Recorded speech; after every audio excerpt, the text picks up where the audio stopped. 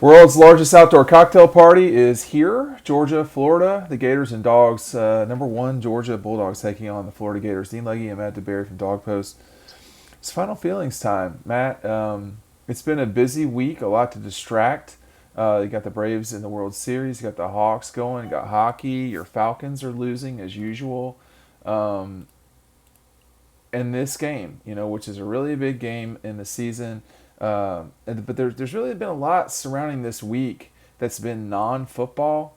That it's hard to keep track. I mean, is this game going to stay in Jacksonville after 2023?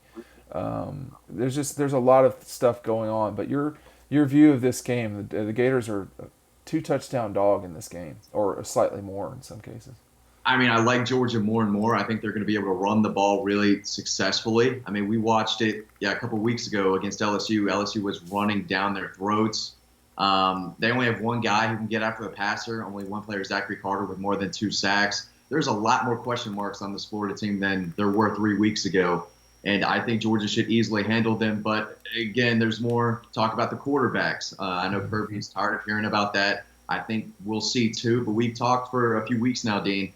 The Florida game is when we need to see JT Daniels. This is when we need to start getting healthier, getting this team ready for a playoff run. So I think more than anyone, the staff would love to see JT Daniels out there. It seems like he's as healthy as he can be. And they can win this game with Stetson Bennett anyway. I think they're going to run the ball a lot. I think we're going to see a lot of two tight end sets. So they're going to have success on the ground. It doesn't matter who plays quarterback, but at the end of the day, they need to see JT Daniels out there. He's got to play and get this team as healthy as possible. But a lot going on for sure. Like you said, just so much going on. But I'm ready to get down there and cover this game because I think it's going to be a big one. I don't know if it's going to be 2017, Dean, but I think it should be able, to be over maybe at the half or at least going into the fourth quarter. Yeah, I get some 2017 vibes coming into this thing. I'm not sure how Georgia's not been a massive favorite in this game a lot. 17 was one time, of course, they blew the Gators out. In 2014, they were significant favorites and lost the game because Jeremy Pruitt didn't understand how to adjust defenses. That at least that was one reason. Um, I don't get the impression that Kirby and company are going to get confused by what Florida's doing. Although Dan Mullen, I asked Kirby about Dan Mullen's ability to with play calling, and he was very complimentary, which is what you expect. Um, he is a very good play caller, and you can make fun of Dan Mullen all you want to. I do not think he's, and this is not make fun of him. I don't think he's great at running a program, but I think he's a very good game day coach. I think he's a very good play caller. He's smart, but sometimes he lets things get away from him a little bit. I do like Georgia in this game, and I'm curious to see there's a lot of things that are piquing my curiosity. I mean, you've got the mood of the Gator folks is very in the dumps right now, and understandably so. You also have four possible quarterbacks in this game. You have I mean, I don't think political is the correct word, but you have the back and forth with the city of Jacksonville, and is this game going to stay in Jacksonville? This is one of the first times I feel like it might not in 2026. I don't know if I have more to say about that, but at the end of the day, on the field, I think it's time to see JT, and I think if he's healthy, and what Ryan Curley said on Monday, it appeared that JT was the one, and then you had over Wednesday night James Cook saying that both guys are preparing to start. Is it possible that they said, "Hey JT, you look great. We're not going to throw your arm out, your body out right now during the week. Stetson, you're going to play anyway." So I mean, it's hard to know. Honestly, I'm not sure how much it matters after a while. I do think people, I don't know if I could say the players, Matt, are more comfortable with one quarterback being the guy. You don't have to do it like that, though. I mean, we've seen teams have success playing multiple quarterbacks. It happens. Yeah, I think the MVP of the game is going to be Zamir White anyway. I think he's going to have Okay. a big game, over 100 yards, 2 touchdowns. I got more predictions over on Final Feelings that'll be on the site. So make sure to check that out. But I think you might see maybe a trick play or two. We haven't seen a lot Sure. of creativity from Georgia. I think they're going to throw some stuff out at Florida just for fun. I think this is a big rivalry. I know that they have 3 losses. They're kind of projecting downwards, but this is a game where they can come out and punch them in the mouth, maybe over and over again. I didn't realize Emory Jones is their leading rusher, too. He's their leading passer by a mile. Anthony Richardson really hasn't thrown the ball as much as I thought this year. I had the stats up earlier. But overall, if you look at the numbers, they're not doing much at all. Their offensive line is very suspect, and I think Georgia's front seven is going to have one of their best games all season. I just don't like this matchup for Florida for a lot of reasons. Well, I don't like the matchup for Florida because they're a run-based offense that is matching up with against one of the better, perhaps the best run-based defense in college football, maybe in recent history. I don't know. So it's not a great matchup. Whereas last season it probably was a better matchup for them. I think the Gators are. I shouldn't say it like this. They're probably better than Kentucky, but of course they lost to Kentucky. So it's something like that. And Kentucky had such a hard time getting going. I don't for Florida. I don't like the mood. I don't like the mood at all. I don't like the quarterback situation, which is causing the mood. And I think the defense has played pretty well this season. And then they just gave up 49 against LSU. And it's just, and people can't stand Todd Grantham down there now again. So there's a lot of issues there. But real quick, I will say special teams is one of the reasons they lost to Kentucky. They're not a good special teams unit either. And that's where Georgia is, again, one of the best in the country. They're almost elite special teams. They look like it sometimes, but if this is a field position game too, it really could get out of hand for Florida, especially in the first half. If they can't, if they're just 3-and-out punt. Yeah, and both of these coaches can be confident at times when you're like, why are you being confident right now? It comes to mind with Mullen after I think it was the UK game where he talked about how many yards they had. You didn't score, and. Kirby, I thought Tuesday, you were not on this one, but Kirby, I thought Tuesday was like not angry to be there, and he wasn't upset to be there. I mean, like he was just like totally chilled out. It was weird. Wednesday was not the case on the. Well, I think he's annoyed at that point, but hey, I think they've got the better team. I think that matters more than anything in sports. I think they have a better team than anybody. I think the team you're watching right now is Ohio State, who seems to be getting some things figured out on offense. But it's a lot like when boxers get in the ring. We can talk about it a lot, but let's just see what happens when somebody gets punched in the face. What would you think of the game not being in Jacksonville? You've been down there enough now to know the feel of the game. It's a tough game for Dawg Post, I know. But part of me is like, hey, are we really going to move this because Kirby Smart wants it moved? I mean, one guy in the history of this thing gets to change it. I hope he is leveraging for something. He usually is. I am no big fan of Jacksonville. Right. I've made that clear for decades, but I also think if you're gonna move it, it's got to be for a legitimate reason. And if you can do recruiting in Jacksonville, I think that takes away from Kirby's argument. But that's just my view. Where are you at with them moving this thing? Well, I give both sides. I mean, it is very cool, the split stadium, the memories people have there, and you have a lot of South Georgia, people in that area who are big Georgia fans. So all the people from South Georgia and Savannah, this is a game they look forward to. I get all that. It's not easy going down there every single year. No. But I wouldn't really enjoy going down to Gainesville, Florida every other year either. But I get it from Kirby's perspective. It's about business. It's about recruiting. And, yeah, you'd love to host a lot of your five-star targets in town when Florida comes to town and you put up a crazy number on them at home. I get all that. But I do love that, that's what makes Georgia, Florida special, though, is playing down there. There's only 2 games like it, right? You've got the Red River Shootout, whatever it's called, and it used to be the biggest party in the world. Everyone would go down there. It's what makes college football great. It's what makes this rivalry unique and one of the best. So you would be taking away from all that, but from a logistical standpoint, especially for us, maybe it would be easier. It would So be easier.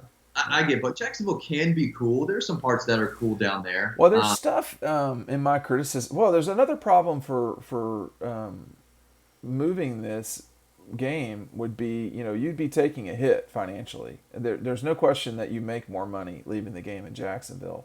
So uh, I am no great fan of Jacksonville. I think their stadium does not appreciate the game the way that it should. That's first.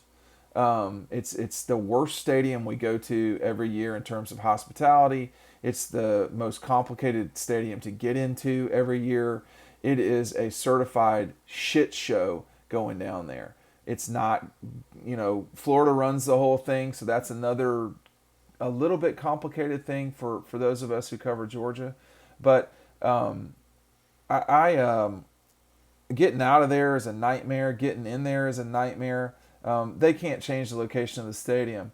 I think Jacksonville's done a lot that it can do. I mean, it's forked up more money. I think they will continue to do that. I think losing this game would be catastrophic in many ways for Duval County. It is a big deal. But when I listened to Lauren Smith on Paul Feinbaum yesterday, that's the first time I was like, man, they might move this thing. I mean, it's very possible they might move this thing. And I just think if you move it, it's a shame in a way. I mean, 100%.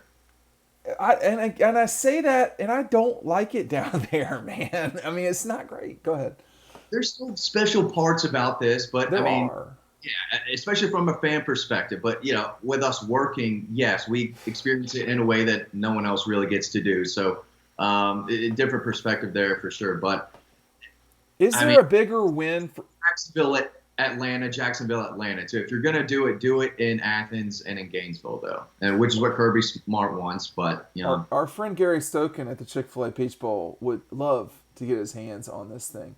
Lauren was talking about in Feinbaum about how the city of Jacksonville reaps the benefit. They do, but and I say this as a person who has rental property in Athens. The folks on the coast, that probably makes their fall down there on the Golden Isles. The kids coming down there, that's a huge economic impact in that area. This does come down to at some point dollars and cents. I think in many ways Georgia should be paid more, or there should be more done for them. They're going the furthest. But this is not like the Red River Rivalry. I mean, it's in Texas, but it's 3 hours between both schools. It's completely in the middle. I think it would be sad in many ways to not play this game in Jacksonville. I don't think there's a bigger win on Georgia's schedule any year than in Jacksonville. I've been to when they played Tuscaloosa and beaten Alabama in big games. It's not Dean, the same. you're a TV guy, you're a numbers guy, but everyone knows this game in 5 years is going to be 3:30 CBS. You can mark it down, circle it every single year.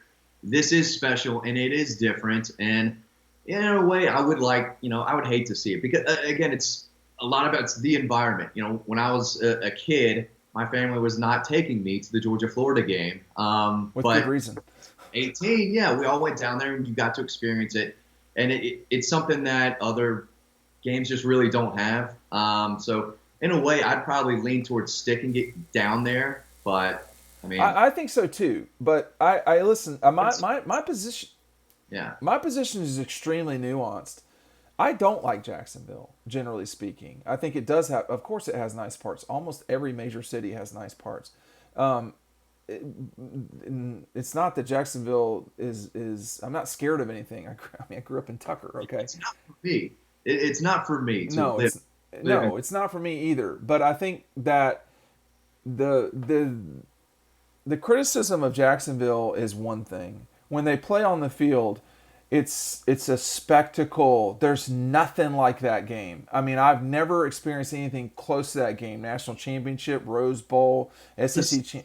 It's beautiful every time Yes. going into the fourth quarter. Like it is a beautiful game to go and experience this time of the year. the sky's orange. The last like 3 times I've been down there, we all try to get shots. You've got, I mean, it is cool in a lot of ways. It's very it's it is the only game that has been on CBS. It is the only game that in CBS's 25 years of covering the SEC is the only game that has been on CBS's package 24 times. Everybody, I mean, so it is like, death, taxes, and Georgia, Florida down there at 3:30. I mean, that's what you're going to get. So, I think it would be, it would become LSU, Florida. It would become Georgia, Auburn. It would be a different game. Kirby is right though. See, that's the problem. Is that he's got a very right. He's correct. If that game were in Athens, if that game were in Jacksonville, you know, it would be just another road game for the road team. Yeah. But the home team would get to celebrate having their biggest rival and the biggest recruiting weekend. Like this year, Georgia, Kirby and them lucked out. This was not a good schedule at home. And that's the part that they're going to have to get around. Now, could it be now from this point forward, Matt, that when now you got Texas possibly coming into town every now and then, OU coming into town, whoever, that might be enough to keep the game in Jacksonville. I would be sad. I'd be melancholy to see something that my entire life we've seen just go away, and Georgia chose to do that. There's certain thing. I'll stop talking in a second here. That Georgia's not like other schools. Other schools have great, tremendous rivalries. Auburn, Alabama, Texas, Oklahoma. Florida, Florida State. You've got Ohio State, Michigan, and SC and UCLA, Stanford, Cal. You have all these wonderful games, but Georgia's special in that they have 3 rivalry games that are unique and special in their own way. Nobody else has that. Yeah, They just I don't. would be melancholy too. I would just be super, super melancholy about it all day long. But I can only imagine like what Athens would be like the first time they put up 40 and beat a top 10 Florida team in Athens. I mean, you think it's crazy when they beat Auburn and some of these other games, Arkansas and Kentucky. Man, that first win over Florida I also it would be nuts. I also think I mean they've had these games on campuses and they weren't exactly. People have become more well behaved at these games, and I wonder if they go to campus, how much more difficult that will be. A part of me, I am concerned that it will go away, but part of me thinks that Kirby understands leverage, and I think he's trying to get leverage right now. Neither of these schools, and when Texas and Oklahoma come in, they are not going to be able to host recruits in Dallas.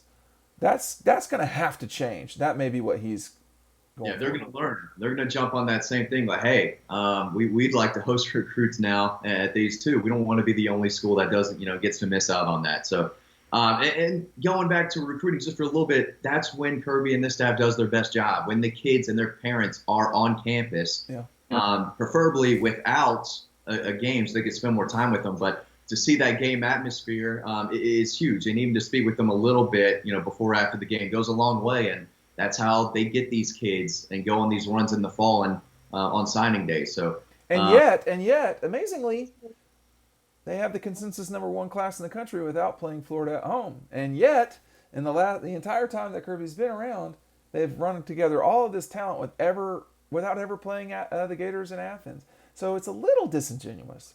Now, or disingenuous might be the wrong word. I know you're making fun of my vocabulary, DeKalb County schools. I respect it. Yeah. Yeah. But I think taking away one of the things that you are is a dangerous thing. And we've seen that across the country. It's not worked out real well for Nebraska. You could say that about a lot of schools that have left Nebraska, Maryland, Colorado. Are they really in better positions now than they were? Do you want to change what you are? I would be careful about this if I were them. And I don't mean this disrespectfully. He's just a coach. He's not the king. And he's just a coach, and he might not be the coach in 10 years. He probably will, but do you really want to change what you are because of one person. I think that's something to really watch. Okay, your Braves, are they going to do this or not? Losing Charlie Morton was huge because that was your postseason guy, the guy that in Straight to the negative. I'm not super optimistic about it. I love that they got one in Houston, but Right. I mean, the Atlanta fan in me, I mean, they have to win 2 out of 3 in Atlanta. But I thought Max Fried pitched better than the number he gave up. He gave off I agree. a lot of ground balls through the infield. I don't know what. You can't give away outs, man. I mean, Way too many outs. The umpires, I don't want to go into it. I'm not a conspiracy theorist, but at some point I might be if this keeps happening. And we're gonna watch the game on Friday night. I'm gonna in Jackson somewhere. We gotta get those plans together. But I might be in a bad mood. I might be bad mood that night. But probably. my sister-in-law is going to the game on Friday night, so I definitely hope they win. It's gonna be rocking. Have you ever been to a World Series game? No. I have been to one, and it is definitely very intense. Now, it's not like Georgia, Florida, but it's very pins and needles. I was in 4th grade in 1999, so a lot of it is very, foggy to me. Well, I didn't live and breathe with every pitch. This was 1991 that I went, and we did live and breathe because I think the score to that game was very low scoring, and Atlanta Fulton County Stadium had the scoreboard. The giant. Well, you might not recall this. There was a giant scoreboard, and this was your view of the game. That was our view. But we got to go. I'm very thankful. I still have those tickets somewhere. I think they're in Hiawassee actually now that I think about it. But The Falcons are 3-3, by the way. no, we're not doing that. Throwing out, We're not going to do that. throwing out there. Do you want to talk about men's basketball at Georgia? At least you can drink a beer now at the games, Matt. Well, maybe that'll get more people in, a little rowdy. Listen, if they just win games, people are going to come. Maybe they'll come a little bit more now that they can get We're a not couple. talking about them. We're not talking about the Falcons. I'm not losing the viewership on either of those two things. I agree with you. I think if the Braves can grab 2 in Atlanta, I mean, obviously they grab 3, it's over. But if you grab 2, you got a real shot. So it is imperative, I think, Friday. It's not imperative. You'd like to win Friday night. It would behoove them to win on Friday night for sure. They're not the better team, right? Houston's the better team. Astros are the better team, but this team is resilient. They fight are. adversity, and that you need those qualities if you're going to win the whole thing.